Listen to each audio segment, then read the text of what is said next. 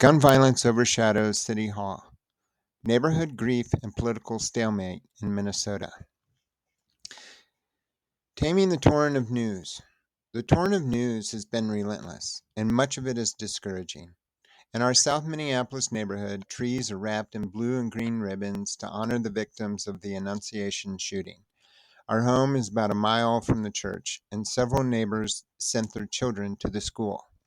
While the rest of the country will move on, this tragedy will remain close to home for a long time. Here I have a couple of pictures of trees around Minnehaha Creek with the ribbons tied on them. The mayors of Minneapolis and St. Paul have announced they want authority to strengthen gun laws in the city.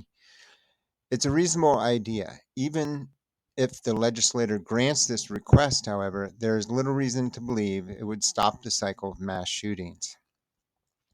It was only June 14 when Melissa and Mark Hortman were killed and members of the Hoffman family were wounded in Brooklyn Park. The killer drove from Champlin that night. On July 29, another man traveled from Las Vegas to Midtown Manhattan wearing body armor as he murdered 4 people. Even cities with the strictest laws, such as New York and Chicago, have not been spared. Over Labor Day weekend alone, 54 people were shot in Chicago. And here I have a couple of graphics. One is about the gun death rates from 2014 to 2023. And you can see they stay somewhat steady and consistent, unfortunately.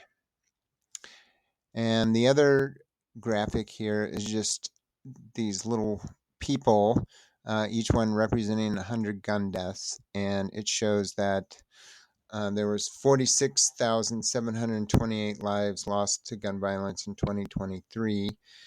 27,300 of those were suicides. 17,927 were homicides. The Annunciation killer was living in Richfield when he legally purchased his weapons. For Minneapolis and St. Paul to gain authority over gun laws, the state legislature would have to approve it. That seems unlikely, with Republicans holding a 1-vote majority in the House, a majority created by Hortman's death. Republicans are instead focused on rolling back laws protecting gender-affirming care. A special session, if called by Governor Walz, is unlikely to produce meaningful progress on gun control. The grim irony is that gun violence shifted the political balance in the legislature, and that new balance now blocks reform. Distractions large and small in Minneapolis politics. Travis Kelce and Taylor Swift are engaged, and social media is overflowing with posts about it. To many Americans, this is the most important news in the world. The wedding could be bigger than Jeff Bezos. As a culture, we are easily distracted by celebrity rings, by the last outrage, while municipal policy struggles to get any attention.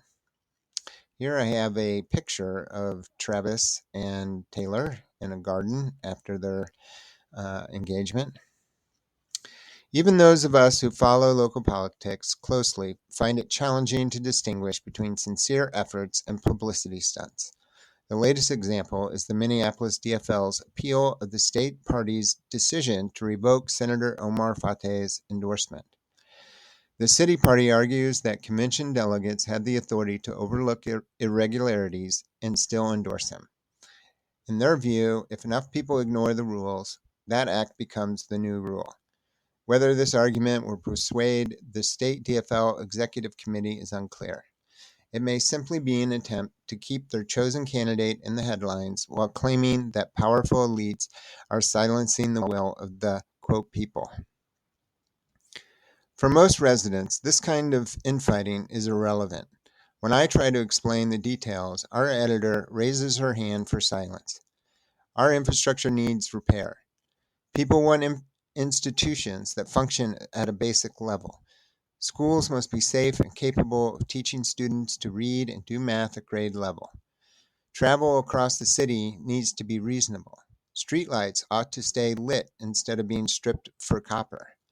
And carjackings at 8 a.m. on Lake Street cannot end with 2 young women dead and a child badly hurt. Here I have a picture of the Nicollet Bridge, the underside of it, which shows a lot of damage and that it is in serious need of repair, which it is getting. It's a $55 million project set to begin in 2026. The engagement of celebrities and the maneuvering of political insiders are not the same, but both feed into what Steve Bannon calls flooding the zone, a constant stream of spectacle, distraction, and outrage that leaves little energy for the fundamentals of governance. Minneapolis does not need more distractions. It needs leaders who will focus on the basics of safety, affordability, and infrastructure. Ward 5 City Council. Where's Jeremiah? We spent Wednesday evening watching the Ward 5 City Council Forum, hosted by the League of Women Voters. It was the first time we had seen or heard most of the candidates speak.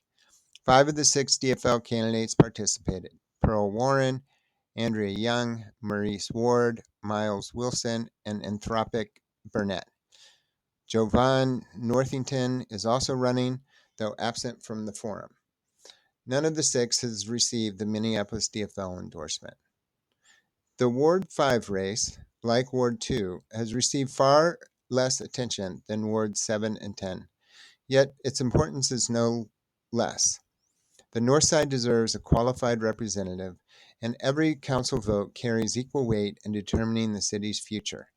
On Wednesday, we will feature an interview with Andrea Young. Meanwhile, the current council member, Jeremiah Ellison, son of Attorney General Keith Ellison, and often recognized for his trademark knit hats, has accepted a Harvard fellowship and moved to Cambridge. He has said he will return to Minneapolis for council meetings, funded by his $109,000 council salary. Here I have a picture of Ellison with his hat on, doing council business along with the mayor, where they're at a meeting about the light rail. Ward 5 deserves more. The North Side needs a council member who will be fully present, bringing attention and resources to the ward. Whoever replaces Ellison should define full-time as more than an occasional flight home. Pounding the pavement. We'd like to hear from you. Send us a short video on what you believe should be priorities in this election. We'll compile them into a video podcast. The deadline is Sunday, September 21st. If you'd like to share your ward number and candidate choice, feel free. The schedule of League of Women Voters forums can be found here. If you see us at one, please introduce yourself. Here I have a picture of the Get Down Coffee Company. It's at 1500 North 44th Avenue. Its owner is Houston White, and he's working to bring economic development to the North Side. We also enjoy meeting readers for coffee. This week, we visited the Get Down Coffee Company. What we often find during these trips is how many residents remain uninformed about local issues. Many don't know their ward or council member, and ranked choice voting still confuses them. The Minneapolis DFL could strengthen its reputation by helping voters understand these basics instead of focusing its energy on controlling endorsements. There are many ways to contribute to the city's future. Canvassing door-to-door is a terrific way to meet neighbors and shape Minneapolis's direction, even for candidates outside your own ward. Ward 5, with 6 candidates, is a strategic piece of the next council and could benefit from that kind of support. Volunteering for a candidate is one of the most direct ways to make a positive contribution. It's also a way to feel empowered. Instead of getting stuck in frustration over national politics, we can take steps locally to improve life in Minneapolis, and campaign work is one of them. The headlines and distractions will still be waiting when you get home. Pick a candidate, knock on doors, and meet your neighbors.